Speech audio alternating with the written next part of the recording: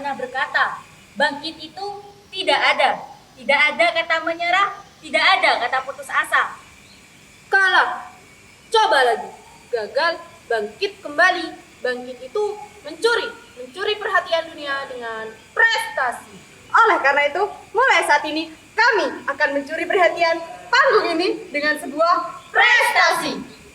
Jalan-jalan ke kota Kediri, beli bunga untuk kenangan. Jawablah salam dari kami, walau tidak berjabat tangan. Assalamualaikum warahmatullahi wabarakatuh. Indonesia terancam krisis energi dengan tingginya harga komoditas dan terdepresiasinya nilai tukar rupiah. Ketergantungan Indonesia pada energi fosil dan tingginya kebutuhan dolar dalam pembangkitan listrik membuat pemerintah harus berpikir keras untuk menjaga keberlanjutan pasokan energi di dalam negeri. Namun di tengah mahalnya harga energi, seharusnya dapat menjadi kesempatan bagi Indonesia untuk mengembangkan energi baru terbarukan.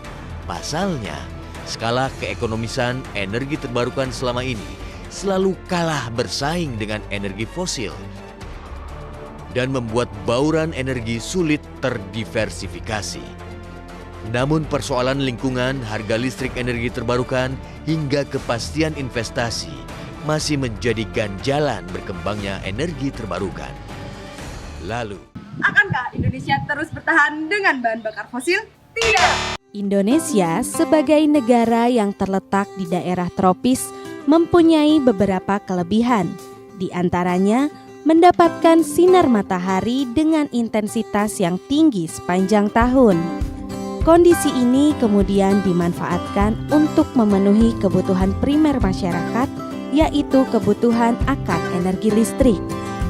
Sinar matahari sebagai sumber energi listrik, di samping jumlahnya yang tidak terbatas, pemanfaatannya juga tidak menimbulkan polusi yang dapat merusak lingkungan. Maka dari itu, energi saat ini perlu didominasi dengan keterhubungan antara teknologi dan mesin atau alat yang sangat efisien. Diperlukan suatu solusi jitu untuk mengatasi permasalahan energi di Indonesia. Kami memiliki sebuah mitra solusi yang berjudul Optim PV Energy. Optimalisasi daya PV modul Menggunakan air pendingin dan Freshlands sebagai inovasi energi terbarukan. Indonesia merupakan negara tropis yang mendapatkan sinar matahari sepanjang tahun. Indonesia memiliki potensi yang sangat besar dalam pengembangan energi tenaga surya. Potensi yang dimiliki Indonesia sebesar 113 gigawatt peak, di mana potensi ini 10 kali lebih besar dibandingkan dengan negara Jerman maupun negara wilayah bagian Eropa lainnya. Oleh karena itu, Indonesia memiliki peluang yang sangat besar dalam pemanfaatan energi tenaga surya. Sebagai negara tropis, potensi energi surya yang dimiliki sangatlah besar. Dengan pancaran radiasi matahari rata-rata 4,8 watt-hour per meter persegi. Sehingga pengembangan energi dari sumber sinar matahari, atau yang lebih kita kenal sebagai pembangkit listrik tenaga surya, adalah pilihan yang tepat untuk pemenuhan kebutuhan listrik baik di perkotaan maupun di pedesaan. Kami melakukan penelitian di daerah persawahan Desa Wirolegi Kabupaten Jember yang berjarak kurang lebih 10 km dari arah kampus kami.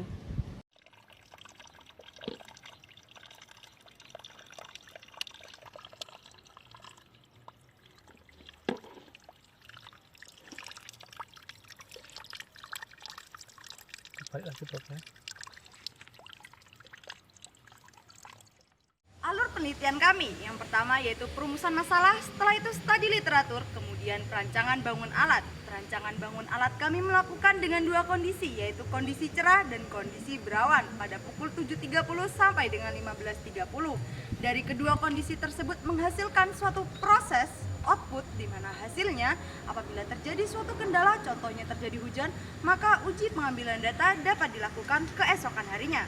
Namun apabila tidak terjadi suatu kendala, maka uji pengambilan data dapat dilakukan pada hari ini dan data dapat disimpan.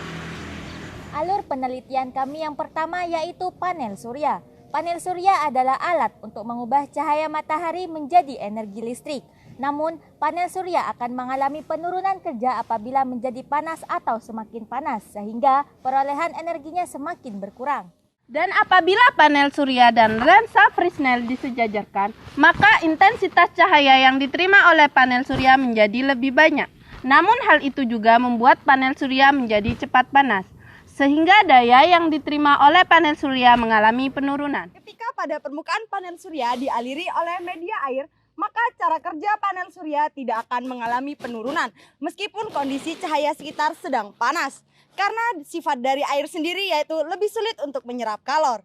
Pada penelitian kami menggabungkan Fresnel lens panel surya dan media air yang diletakkan secara sejajar atau horizontal, di mana Fresnel lens berfungsi sebagai memusatkan berkas cahaya yang diterima oleh sel surya, sehingga berkas cahaya yang diterima oleh sel surya semakin besar dan efisiensinya semakin besar pula. Namun, untuk mengoptimalkan panel surya yang semakin panas akibat Fresnel lens, kita dapat mengalirinya menggunakan media air. Dari penggabungan kedua konsep tersebut, kami melakukan uji pengambilan data. Yang pertama yaitu uji iradiasi. Kami menggunakan alat solar power. Dapat kita lihat pada tabel bahwa pada pukul 11 iradiasi pada panel A sebesar 954 dan iradiasi pada panel B sebesar 848 dengan kondisi cahaya cerah cahaya penuh. Dari tabel tersebut menghasilkan sebuah grafik di mana kita tahu bahwa persentase iradiasi pada panel A 5,6% lebih besar dibandingkan dengan panel B.